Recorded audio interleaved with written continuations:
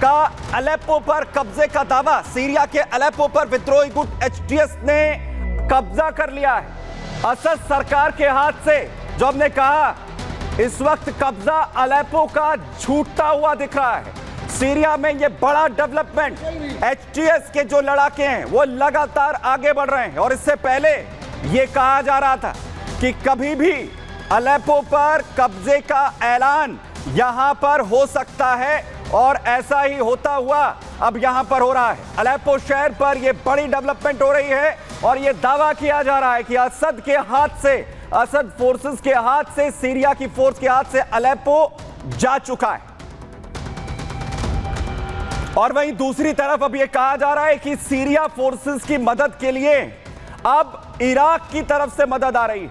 और आखिर कौन सा वो कमांडर है जिसे यह कहा जा रहा है कि अगर वो सीरिया में पहुंच रहा है तो उसके बाद विद्रोही गुटों की शामत यहां पर आने वाली है। बड़ी अपडेट आपको बता रहा हूं क्योंकि इराक को लेकर इसमें डेवलपमेंट हो रही है। इराक की तरफ से बड़ा समर्थन यहां पर, और साथ ही इराक की तरफ से अपनी स्पेशल फोर्स को रवाना किया गया है सीरिया वायुसेना के बेस पर, जहां एक तरफ विद्रोही गुट की तरफ से बड़ा हमला यहां पर किया गया है। बड़ी जानकारी, बड़ी अपडेट इस वक्त।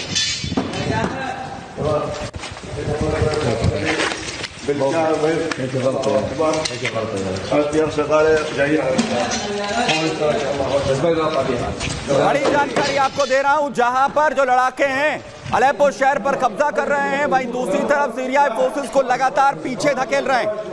और साथ ही जो सेना के विमान हैं, जो हथियार हैं, उन पर भी कब्जा यहां पर कर लिया गया है।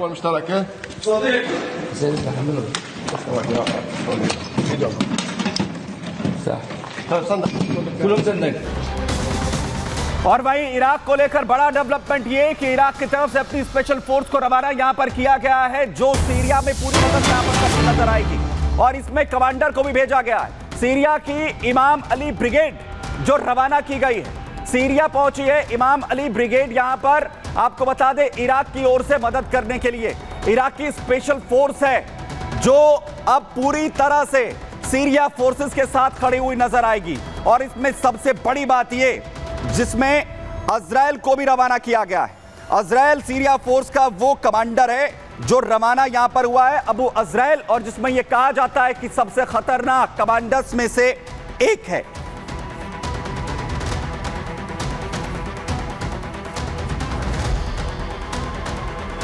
वहीं अबू इजराइल के पहुंचने के साथ ही सीरिया में आखिर कैसे विद्रोही गुटों में हड़कंप बचा हुआ है। कौन है अबू इजराइल, आपको बताता हूं, जिसे लेकर घबराहट जो है विद्रोही गुटों में शुरू हो गई है। इमाम अली ब्रिगेड का यह कमांडर है, जिसे इराक से रवाना किया गया है। इराक और सीरिया में आईएस आतंकियों का काल इसे माना जाता है।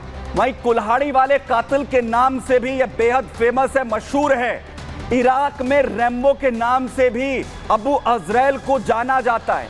और इराक में अकेले 1500 आतंकियों को यह अकेले ढेर कर चुका है। और इसीलिए यह कहा जा रहा है कि अगर सीरिया फोर्सेस के समर्थन में अबू इजराइल पहुंच रहा है तो विद्रोहियों की शामत आने वाली है। अबू इजराइल आखिर खतरनाक है, जिसे लेकर घबराहट यहां पर देखने को मिल रही है। बड़ी अपडेट आपको बताऊं, सीरिया के इदलिब शहर पर भी विद्रोहियों के गुट के कब्जे का दावा। बड़ी अपडेट, अलेप्पो शहर के बाद इदलिब पर भी दावा किया जा रहा है। बड़ी अपडेट आ रही है, बड़ी जानकारी। सीरिया में हालात लगातार बदलते हुए, मुश्किलों में असद सरकार, सीरिया फोर्सेस अपने हथियार डालती हुई दिख रही हैं। और लगातार जो विद्रोही गुट हैं, जो लड़ाके हैं एचटीएस के, वो अलग अलग कब्जे कर रहे हैं। अलेप्पो के बाद इदलिब में कब्जे का बड़ा दावा, हिजबुल्लाह के अंडरग्राउंड ठिकानों पर भी कब्जे का दावा यहां पर किया जा रहा है। बड़ी जानकारी इस वक्त सीरिया में लगातार बड़े डेवलपमेंट होते हुए।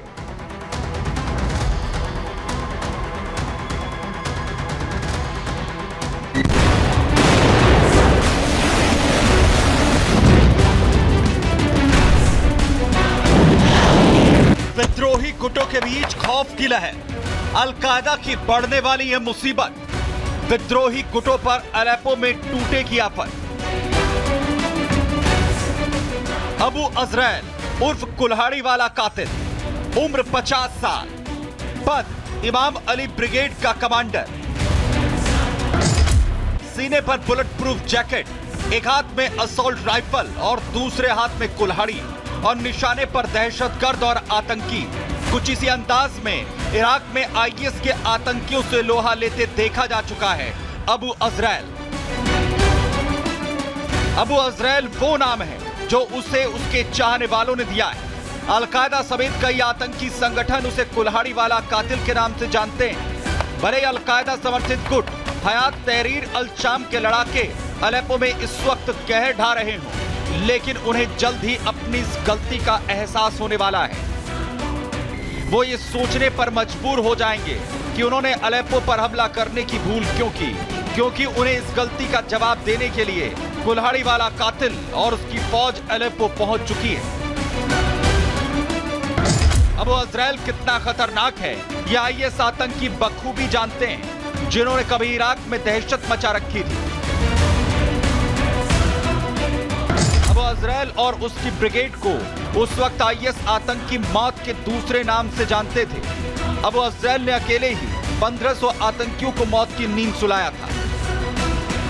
अजरैल की जिंदगी का एक ही मकसद था, आईएस का खात्मा, और वो भी। लेकिन अब अजरैल के जिम्मे एक नया काम आ चुका है, और वो है सीरिया में अलकायदा समर्थित विद्रोही गुटों का सफाया। और उस काम को अंजाम देने तक पहुंचने के लिए अजरैल सीरिया पहुंच चुका है। Bureau report, Republic Bharat.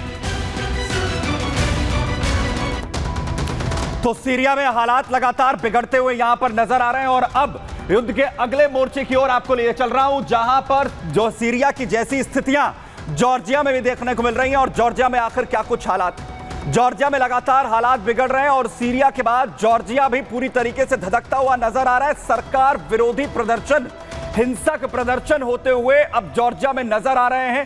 तस्वीरें सबसे पहले आपको दिखाता हूं, यहां पर क्या कुछ जो है वो स्थितियां हैं, क्यों हालात जो है वो जॉर्जिया में इस तरीके के बन रहे हैं, और कैसे प्रदर्शनकारी और दूसरी तरफ सुरक्षा बल यहां पर आमने सामने आ गए। तस्वीरें सबसे पहले देखिए, सड़कों पर जो लोगों का सैलाब है वो यहां पर दिख रहा है।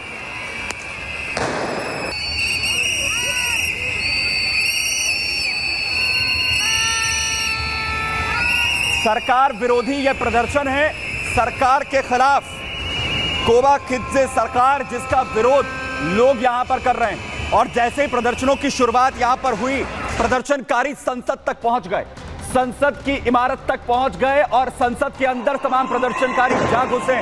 वहां पर प्रदर्शन सरकार के खिलाफ किए जा रहे हैं, आवाज उठाई जा रही है, नाराजगी है सरकार से।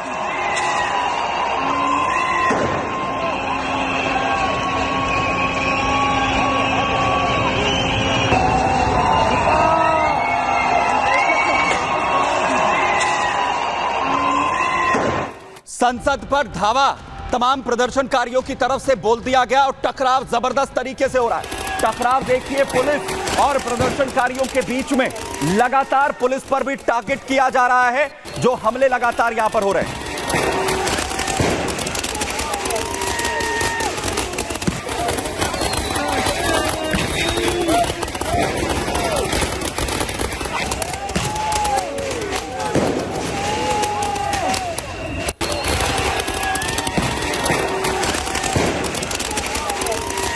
जबरदस्त पलटवार जहां लगातार प्रदर्शनकारी पुलिस पर कर रहे हैं, वहीं दूसरी तरफ कैसे प्रदर्शनकारी और पुलिस आमने सामने एक दूसरे पर लगातार हमले हो रहे हैं। पुलिस लगातार बैरिकेडिंग कर प्रदर्शनकारियों को रोकने की कोशिश यहां पर कर रही है, लेकिन प्रदर्शनकारी लगातार डटे हुए हैं।